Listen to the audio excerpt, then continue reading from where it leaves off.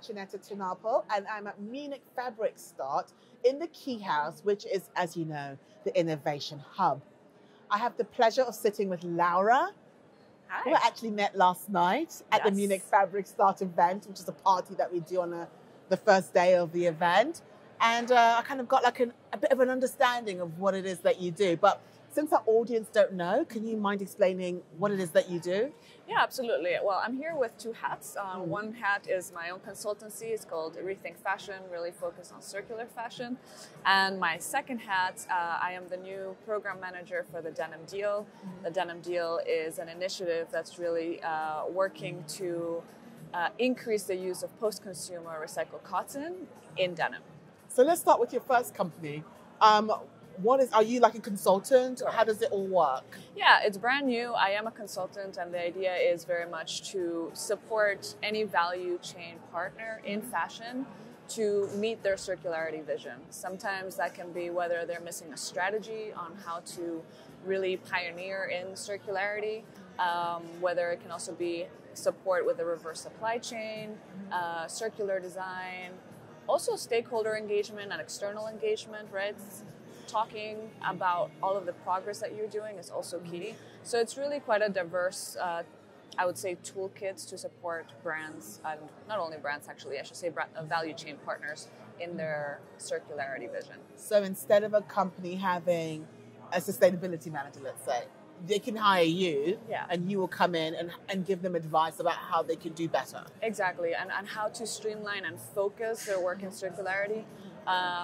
It's, there, as I mentioned, there's so much to be done that sometimes it can be very overwhelming as to where to start, what to do, where to focus, and how circularity can actually help you as a company to be, better and stronger than if you try to do everything, you're just likely to fail. I think we need loads of Lauras for this to tackle this task, because I do feel like a lot of companies or businesses are kind of feeling a little lost with some of these demands that are being put on them.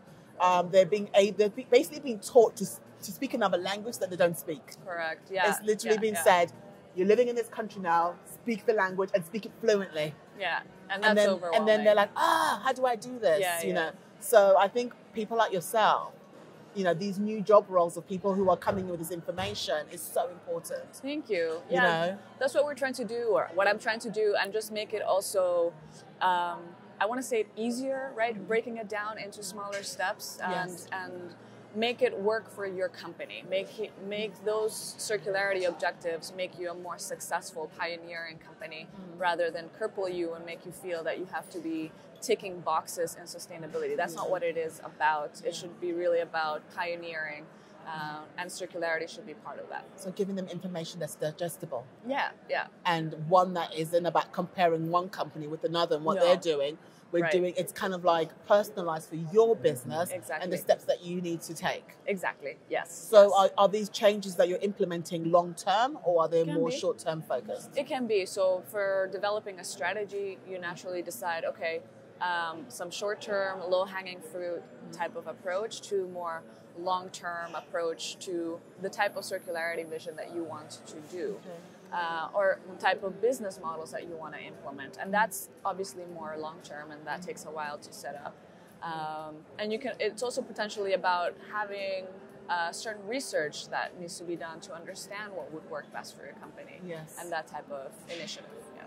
So as project manager for the Denim Deal, what does that require you to do? Because I've heard a lot about this Denim Deal. The Denim Deal. I've heard so much, because I've had some people from the Blue Zone sitting with me here on the sofa, and all I hear is #Denim Deal. So what does it mean, and what are you doing and contributing to this particular project? Yes, so my role really, so what we're doing with the Denim Deal had a first chapter that started in 2020 and finished now at the end of 2023. So that first chapter was Dutch based. So really it was supported greatly by the Dutch government, and we were focusing a lot in that Dutch framework. But now we're going global. And that's where I come in.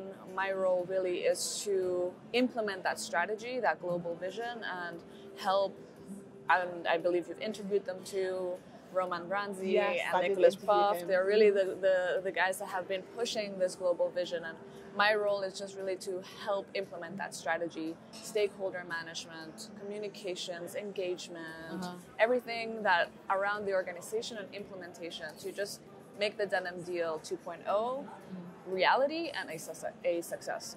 Sounds like a lot of work on your shoulders, hey. But it's so exciting, and it's really such an amazing initiative. So for me, dream job, because it brings together all elements of I can feel like your excitement vibes off this job. I mean, it's always good when you're doing something this important to enjoy it, because your approach to it is very different, isn't it then? And that's what I want to do, is have fun also while doing it. And when you're building, and I call it a movement, because that's what it is. We're trying to drive change in denim and make it better, and just normalize the use of post-consumer and really, create circularity in denim. And with these initiatives, sometimes it can get a little bit dry and difficult, and what are we doing? And we get a bit lost, and it's normal. But we really want to also have fun and bring some energy into this initiative. So I believe that also attracts people. And it brings the good vibes and the good energies back. So who can join your movement? Anyone and everyone, but more specifically, key value chain partners. So brands, manufacturers, mills, sorters, collectors, recyclers, but also folks that are in technology, so in elements of traceability and transparency, government representatives, NGOs in that space as well. So because what we're trying to do very much is bring together a collective of people that have key knowledge in their own individual sectors. And that's key, because what we're trying to do is connect the dots and reduce the gaps in knowledge, so we can really begin to streamline in scale the use of post-consumer recycled cotton. And for that, we all need to come together with all of our big brains and figure that out. So not that we need any more sustainability reports, but that being said, I have to ask you, are you writing reports to kind of show what you've done, the opportunities, the challenges, so people can learn from them? Yeah, absolutely. So as I mentioned, there was this first chapter of the Denim Deal, and there's a lot of data collection that came from there. In March, we have the final data collection, and we will do the final reporting there as well. For each year, there was a report to demonstrate the progress that has been made. Of course, we want to share everything that we've learned and also inspire other sectors in the industry to do the same thing. And I'm a strong believer that anything we've learned can also trickle down to other areas that we haven't even thought of. So this is very true. Yeah. So, I mean, who are you targeting your reports to?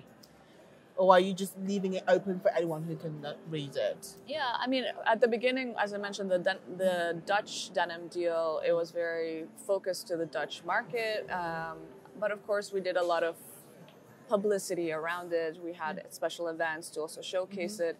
And now that we're going global, we will definitely make an effort to make it globally reachable and make it accessible to everyone. But ideally to the fashion industry, which is really trying to tackle this fast fashion challenge and environmental obstacles, circularity obstacles. So if there's anything that we can give to that, then we definitely want to share. And I'm kind of happy to hear that, because I think when it comes to trying to make changes, it is all about sharing of information, right? Yeah. And it's really hard for the fashion industry, because in my experience, the idea of sharing with your competitors seems obscene.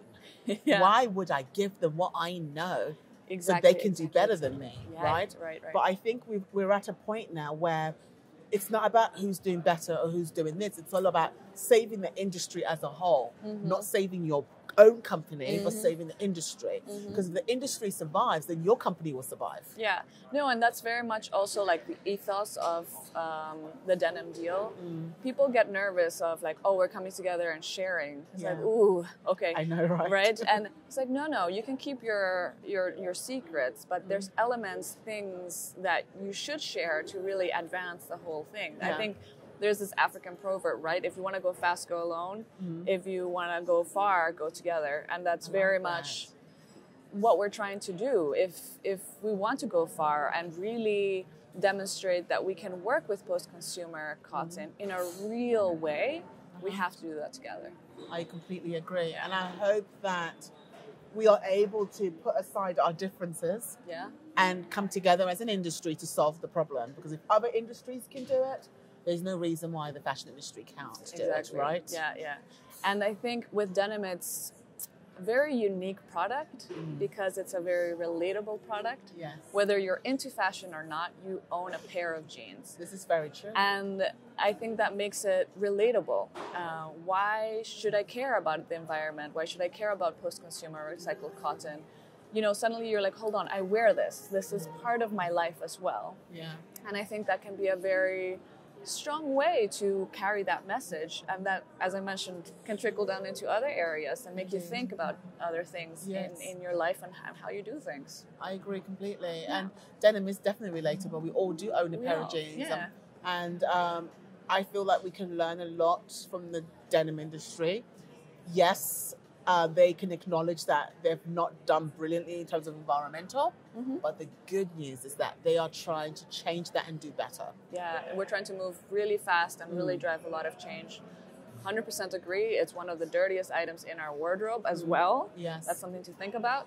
But because it's that particular item, right, like typically, unless you're super into a lot of stretch, it's largely made of cotton and very simple garment, and so you can do a lot of things there to improve it and drive circularity, and you know, not only about recycling but also extending the life of that product. There's a lot that can be done. So yeah, it's a really unique and cool product. So I'm looking forward to seeing how it progresses. Thank you so much, Laura, for coming to talk to me. I really appreciate it. I think me and you can talk forever, so we might continue this conversation off camera, but thank you so much. And I wish you all the best in the Blue Zone this season. Thank you.